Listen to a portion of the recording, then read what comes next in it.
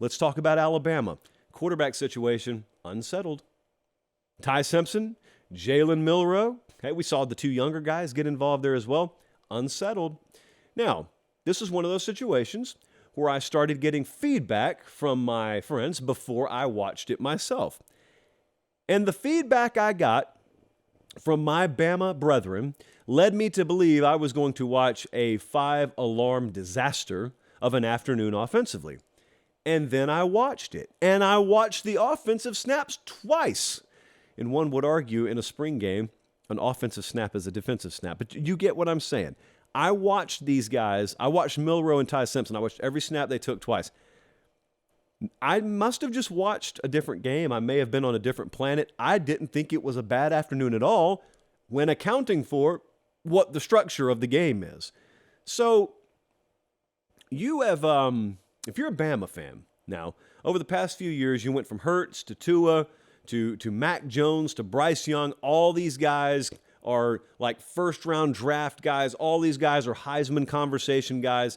So yes, there's a high standard at quarterback there now. I got to be honest with you, which is better than saying frankly. I got to be honest with you. I don't think you need that at quarterback this year.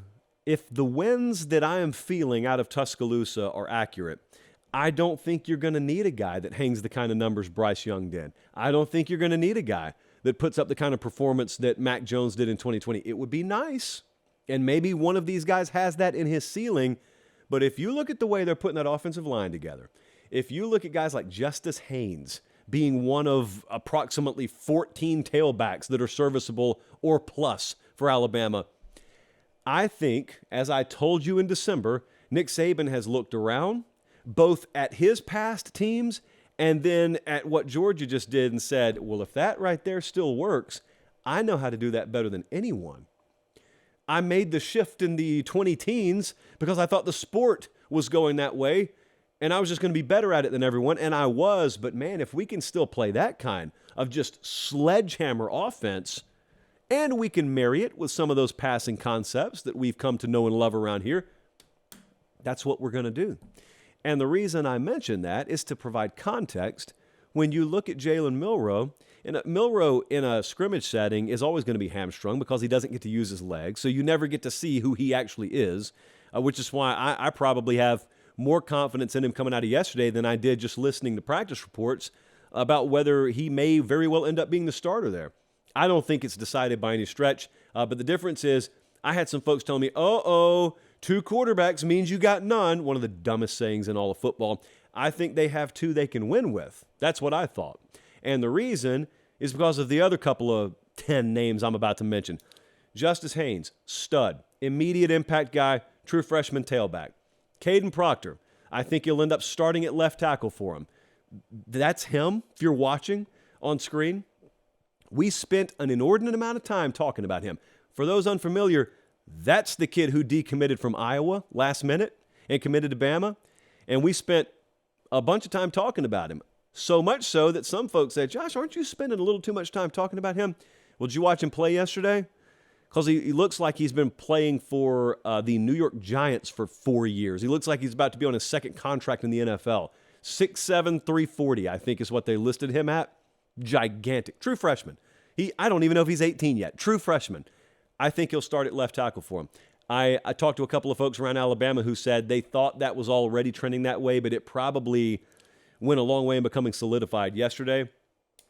Caleb Downs was also on the field for them. Number 2, believe he played in Crimson yesterday. Minkah Fitzpatrick, according to some folks around Bama, is the best overall high school prospect they've ever had, regardless of position. They have never compared anyone to him. They just reserve that. It's almost like it's sacrilege to make that comparison. Then Caleb Downs comes in, and they started comparing him to Minkah Fitzpatrick. I have rarely heard Nick Saban speak as glowingly about true freshmen, plural, as I've heard him talk about Downs and Justice Haynes. And you watch Caleb Downs, it's not like the dude had 5 scoop and scores yesterday, didn't have 2 pick sixes. It's so obvious. It oozes off of your screen. He's just got it. Instinctive, twitchy, good ball skills, good speed, so fluid, looks like he's been doing it forever. Their signing class this past year was bordering on the highest rated of all time. And I think it may end up being I don't think, I know it'll end up being a huge impact class for him this year. I just wonder how many of them are going to end up starting. Their secondary also is a unit. It's an entire facet of that team that's let them down at times this past couple of years. I don't want to overreact to a spring game, and I don't want to overreact to spring practices. But, man, if they got those guys healthy, the ones that are on the field, the ones you saw yesterday, and if those guys are in the right positions, which they haven't always had the luxury of doing the past couple of years, they could be really good. Kool-Aid McKinstry is a first-round draft pick at corner. Terrion Arnold's a guy that I've particularly been high on. His second full year starting at the other corner spot. But, man, Caleb Downs is going to start as a true freshman at safety. They've got Malachi Moore back there, which allows you to put guys like Earl Little and Christian Story in those money and those dime spots. Again, it's always wonderful if no one gets hurt. They are deep in the defensive secondary and could be really, really good there. I always flash back to like images of Jalen Hyatt running free in Alabama secondary. They play some good teams again this year. They do every year. I think that they are much more well off in the secondary and style of play. You know, that's what I took away from the spring game yesterday. Just the style of play overall, I think will revert back to a lot more physical brand of football. The stuff you used to see Bama do, I'm not saying you're going back to John Parker Wilson style, but I'm saying you're going back to a lot more of what made Bama what you came to know it as. And that's why I'm not going to sit here and freak out about quarterbacks. With them, knowing the players they have on that roster, I'm not freaking out about quarterback. Because also I think the quarterbacks are going to be good. Like one of them is going to be really good, plenty good enough to win with.